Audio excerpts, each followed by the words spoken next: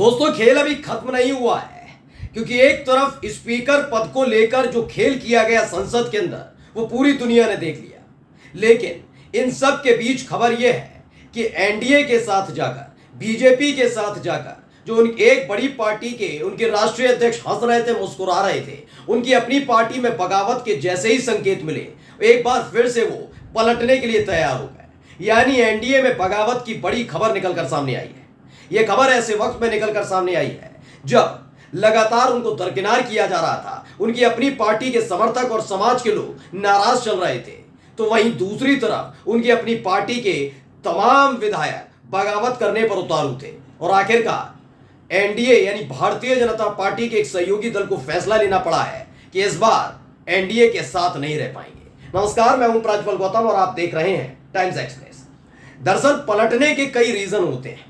आदमी पलटता अपनी मर्जी से ही है, लेकिन वो ऐसी वाजिब वजह ढूंढता है जिससे उसके समर्थक, उनकी अपने पार्टी के कार्यकर्ता और उनके वोटर्स तक गलत संदेश ना जाए।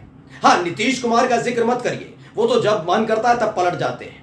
आज रात को कुछ क्या करके सोएंगे मालूम नहीं, लेकिन सुबह उठेंगे तो हो सकता है तेजस्वी के साथ, उसकी अगली सुबह हो सकता है फिर बीजेपी के साथ। लेकिन राजनीति में ज्यादातर लोग अपनी साख को बनाए रखना चाहते हैं, जिससे उनके वोटर्स, उनके समर्थक उनके साथ जुड़े रहें।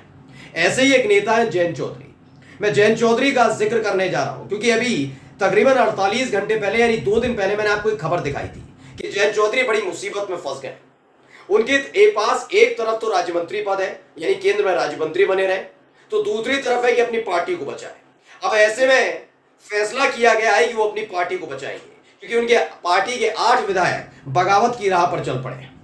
उनको डर सताने लगा है कि कहीं ऐसा ना हो कि राज्य मंत्री बनने की वजह से उनकी पार्टी खत्म हो जाए। ऐसे में संकेत दे दिया गया है कि वो ज्यादा दिन एनडीए के साथ नहीं रहने जा रहे हैं। यानी एक वाजिब वजह ढूंढने के लिए उन्होंने उत्तर प्रदेश की 10 सीटों पर होने वाले विधानसभा के उपचुनाव को वजह बनाई है, जिसमें सीधे सीधे एक ऐसी डिमांड बीजेपी से कर डाली है जो शायद बीजेपी कभी मानेगी नहीं, और नहीं मानेगी इसी को आधार बनाकर वो फिर से पलट जाएंगे। सबसे पहले मैं खबर दिखाने जा रहा हूं। जी न्यूज ने खबर छापी, क्या लिखा? आरएलडी ने विधानसभा उपचुनाव में बीजेपी की सीटों पर दावा ठोका, चुनाव नतीजे आते ही बदले जयंत के तेवर।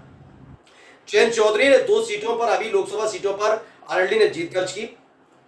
अगर आपको नहीं मालूम तो बता दूं मैं आपको कि जयंत चौधरी फिलहाल राज्यसभा के जो सदस्य हैं वो समाजवादी पार्टी के बदौलत हैं। ये जयंत चौधरी भी जानते हैं और उनके समर्थक भी जानते हैं। फिलहाल 2 लोकसभा की सीटें जीती हैं जयंत चौधरी ने। जयंत चौधरी लगातार ये देख रहे हैं कि उनके समर्थक खासे नाराज हैं। जयंत चौधरी नाराज नहीं थे, मैं खुलकर बता रहा हूं, ऐसी कोई खबर नहीं थी। उन्हें फर्क नहीं पड़ा कि एनडीए के संसदीय दल की बैठक हो रही थी, उनके 2 सांसद थे पार्टी के, उसके बावजूद एक पार्टी वाले सांसदों को, अनुप्रिया पटेल को, जीतन राम मांझी को, अजित पवार को मोदी जी ने मंच पर बिठाया और उनको दर्शक दीर्घा बिठा दिया। उनको फर्क नहीं पड़ा। हाँ, उसके बाद जब शपथ हुई तो उन्हें राज्य मंत्री बनाया गया, इसका भी फर्क नहीं पड़ा। वो खुश थे, कम से कम केंद्र में मंत्री बन गया। लेकिन उनके समर्थक, उनकी पार्टी के नेता इसी बात को लेकर नाराज थे और उनका साथ छोड़ रहे हैं। पहले भूपेंद्र चौधरी, जो जयंत चौधरी के बहुत खास माने जाते रहे, आरएलडी को मजबूत करने का काम किया। उन्होंने पार्टी छोड़ी और बताया कि किस तरह से जाटों के साथ साथ मुसलमानों की भी अनदेखी की गई, और इसको लेकर मुसलमान तो है ही है, जो कोर वोटर है आरएलडी का, राष्ट्रीय लोकदल का, वो यानी जाट समुदाय भी नाराज चल रहा है। इसीलिए उन्होंने बीजेपी को वोट कास्ट नहीं किया, यानी अपने वोट ट्रांसफर नहीं कर पाए। जयंत चौधरी ये समझ रहे थे, लेकिन उनको लगा कि एक के जाने से क्या होता है। अभी अचानक खबर आई कि उनकी पार्टी के जो 9 विधायक चुने गए, उनमें से एक विधायक को, जो दलित समुदाय से आते हैं, उनको तो मंत्री बनवा दिया योग कैबिनेट में, लेकिन बाकी के विधायक नाराज चल रहे हैं और समाजवादी पार्टी के संपर्क में। ऐसे में तत्काल मीटिंग की गई और जो बड़ा फैसला लिया गया है उसे धरातल पर उतारा जा रहा है। बीजेपी के सामने ऐसे ऐसे प्रस्ताव रखे जा रहे हैं जिसे बीजेपी किसी भी कीमत पर मानेगी नहीं, और नहीं मानेगी उसके एवज में आसानी से जयंत चौधरी बीजेपी और एनडीए का साथ छोड़कर आ जाएंगे। खबर क्या है, पहले मैं खबर बता रहा हूं। लोकसभा चुनाव 2024 के बाद यूपी में एक बार फिर एनडीए बनाम इंडिया अलायंस के बीच मिनी विधानसभा चुनाव होने जा रहा है। खाली हुई 10 विधानसभा सीटों को लेकर पार्टियां अपना दावा ठोकने लगी हैं। एनडीए की सहयोगी राष्ट्रीय लोकदल आरएलडी ने आगामी उत्तर प्रदेश उपचुनाव में 3 सीटों पर चुनाव लड़ने का फैसला किया है। रालोद के एक वरिष्ठ नेता ने कहा कि रालोद मीरापुर सीट, अलीगढ़ की खैर सीट और गाजियाबाद सीट पर चुनाव लड़ने की तैयारी में है। अब ऐसे में जब पश्चिमी उत्तर प्रदेश के, खासकर पश्चिमी उत्तर प्रदेश में कई इलाके हैं, जैसे गाजियाबाद का जिक्र कर लीजिए, अलीगढ़ की खैर सीट पर जाट मतदाता, अलीगढ़ खैर और इगलास में जाट मतदाता है, इस आधार पर ये दावा ठोक सकते हैं। लेकिन कुछ मामले ऐसे हैं जिसमें बीजेपी मानने के लिए तैयार नहीं होगी। क्योंकि खैर सीट की बात करें तो खैर आरएलडी के पास नहीं थी, दरअसल ये सीट बीजेपी के पास थी, तो बीजेपी कैसे अपनी सीट दे देगी, सबसे पहला सवाल उठता है, नहीं देगी।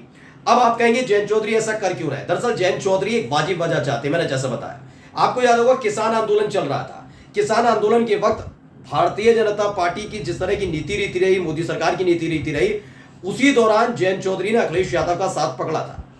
ये किसान आंदोलन की बदौलत, अखिलेश यादव और समाजवादी पार्टी की बदौलत ही जयंत चौधरी, जो उनकी पार्टी आरएलडी मतलब बहुत सिकुड़ती जा रही थी, वो अचानक से तेज रफ्तार के साथ पश्चिमी उत्तर प्रदेश में सिर उठाने लगी। जयंत चौधरी उस वक्त समझ गए थे किसानों का साथ लेना जरूरी है, और लिया भी, और किसानों ने साथ दिया भी। उन्होंने हाथ में पानी, एक लोटे में पानी और उसमें नमक डालकर कसम भी खाई थी किसानों का साथ देने की और साथ ही बीजेपी का विरोध करने की। उस वक्त कहा था चवन्नी नहीं हूं, पलट जाऊंगा। ऐसे में खबर निकल कर आई कि वो पलटेंगे नहीं, पलटेंगे, बहुत सारी चीजें चल रही थी, ऊपर नीचे दाएं बाएं चल रही थी। लेकिन जब चौधरी चरण सिंह साहब को भारत रत्न दिया गया, उसके फौरन बाद ही ये जानते हुए जयंत चौधरी ने, ये भारत रत्न से इसलिए दिया गया कि जिससे जाट मतदाता भारतीय जनता पार्टी को पसंद करने लगे। लेकिन एक वाजिब वजह जयंत चौधरी को मिल गई थी कि कांग्रेस ने नहीं किया, किसी भी यूपीए की सरकार तक ने नहीं कर पाई, किसी घटक दल ने मांग नहीं उठाई चौधरी चरण सिंह साहब को भारत रत्न देगी, लेकिन मोदी जी ने किया। तो उन्होंने कहा कि चवन्नी नहीं हूं, पलट जाऊंगा। वो लोटे में नमक डालकर, जो जल के साथ नमक डाल के खाई थी कसम, वो सब धरी की धरी रह गई। उन्हें वाजिब वजह मिल गई थी, यानी अपने समर्थकों को, अपने वोटर्स को जाकर बता सकते थे मैं बीजेपी के पास क्यों गया, जिससे उनकी साख बची रहे। लेकिन उनके साथ उनको जानने वाले लोग जानते हैं कि भाई जयंत चौधरी को भारत रत्न अगर चौधरी चरण सिंह साहब को दिया गया उससे फर्क नहीं था, उन्हें केंद्र में मंत्री बनना था। वो केंद्र मंत्री बनने चले गए।